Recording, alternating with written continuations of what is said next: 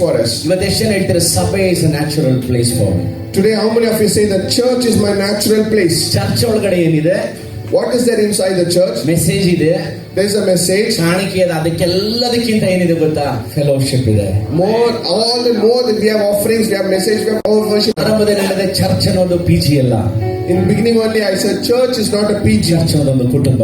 Church is a family. ಇವತ್ತು ಹೇಳೋಣ, ನನ್ನ ಲೈಫ್ ಇದ್ರೊಳಗಡೆ ಇದೆ.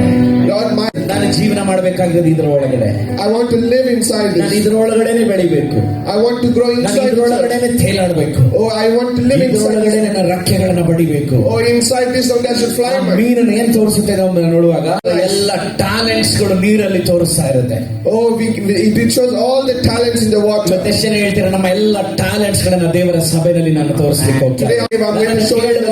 ಸಹೋದರ ಸಹೋದರಿ, ನಿಮ್ಮ ಪ್ಲೇಸ್ ಒಂದು ಚರ್ಚ್ ಆಗಿದೆ ಎಂಬುದಾಗಿ ಇವತ್ತು ನಂಬಬೇಕು. ನೀವು place is a church. Church ಅಲ್ಲಿ ಬಂದು ಕೂಡ ಫೆಲೋಶಿಪ್ ಅನ್ನ ಮಿಸ್ ಮಾಡ್ಲಿಕ್ಕೆ ಸಾಧ್ಯನಾ? ನೀವೇ ಹೇಳಿ.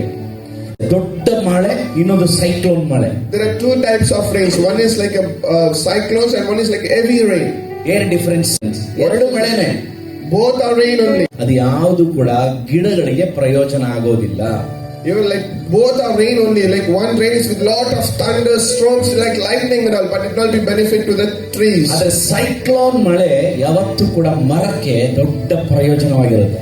But the rain which comes in the form of cyclones, it's always a beneficial to the trees and plants. ನಾನು ನಿಮ್ಮ ವಾಕ್ಯ ಕಲಿಯೋದ್ರಿಂದ ನಿಮ್ಮ ಒಳಗಡೆ ಕರ್ತನ ಮಳೆ ಇವತ್ತು ಬೆಳಗಿನ ವೇಳೆಯಲ್ಲಿ ಬರುವ. I'm standing here and preaching. I stand and preach here that every word is going to take a deep root in you. Early church ಅಲ್ಲಿ ನೋಡುವಾಗ ಎಲ್ಲರೂ ಏನಾಗಿದ್ದಾರೆ? ಗ್ಯಾದರ್ ಆಗಿದ್ದಾರೆ.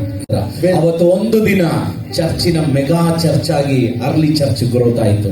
ಇವತ್ತು ಬೆಳಗಿನ ವೇಳೆಯಲ್ಲಿ ನಮ್ಮ ಸಭೆಗಳಲ್ಲಿ ದೊಡ್ಡ ದೊಡ್ಡ ಲೈಟಿಂಗ್ಸ್, ದೊಡ್ಡ ದೊಡ್ಡ ಕೀಬೋರ್ಡ್, ದೊಡ್ಡ ದೊಡ್ಡ ಮ್ಯೂಸಿಕ್ ಇಂದ ಬೇಕಾಗಿರೋದು ದೇವರ ಆತ್ಮನ ಶಕ್ತಿ, ದೇವರ ಆತ್ಮನ ಶಬ್ದ ಅಂತ ನಂಬುವವರು ಇವತ್ತು ದೇವರಿಗೆ ಗಟ್ಟಿಯಾಗಿ ಸ್ತೋತ್ರ ಮಾಡೋಣ. ಹಲ್ಲೆಲೂಯಾ.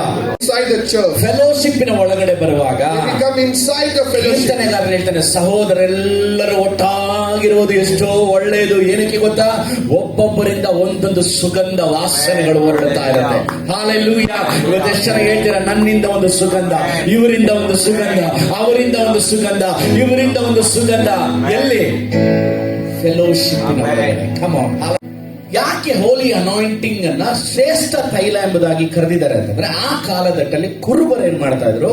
ಕುರಿ ಕಾಯ್ತಾ ಇರುವಾಗ ಕುರಿಯ ಮೇಲೆ ಕೆಲವೊಂದು ಕ್ರಿಮಿಗಳು, ಕೀಟಗಳು ಬಂದು ಕುತ್ಕೊಳ್ಬಾರದು ಎಂಬುದಾಗಿ ಅದರ ಮೇಲೆ ಒಂದು ತೈಲ ಒಯ್ದ್ಬಿಟ್ಟು ರಬ್ ಮಾಡ್ತಾ ಇದ್ರು. ರಬ್ ಮಾಡಿದಾಗ ಯಾವುದೇ ಕ್ರಿಮಿ ಕೀಟಗಳು ಕುರಿಗೆ ಮುಟ್ತಾ ಇರಲಿಲ್ಲ. Praise the Lord. ಇವತ್ತು ಎಷ್ಟು ಜನ ಹೇಳ್ತೀರಾ, ನನ್ನ ಮೇಲೆ ಒಂದು ಶ್ರೇಷ್ಠ ತೈಲ ಇರೋದ್ರಿಂದ ಯಾವುದೇ ಕ್ರಿಮಿ ಕೀಟಗಳು, ರೋಗದ ಶಕ್ತಿಗಳು, ದುರಾತ್ಮನ ಕ್ರಿಯೆಗಳು, ಮಾಟ ಮಂತ್ರದ ಶಕ್ತಿಗಳು ನನ್ನಲ್ಲಿ ನೆಲೆ ನಿಲ್ಲೋದಿಲ್ಲ. ಕಾರಣ ನನ್ನ ಮೇಲೆ ಶ್ರೇಷ್ಠ ತೈಲದಿಂದ ಯಾರೋ ರಬ್ ಮಾಡಿದ್ದಾರೆ. ಹಲ್ಲೆಲೂಯಾ.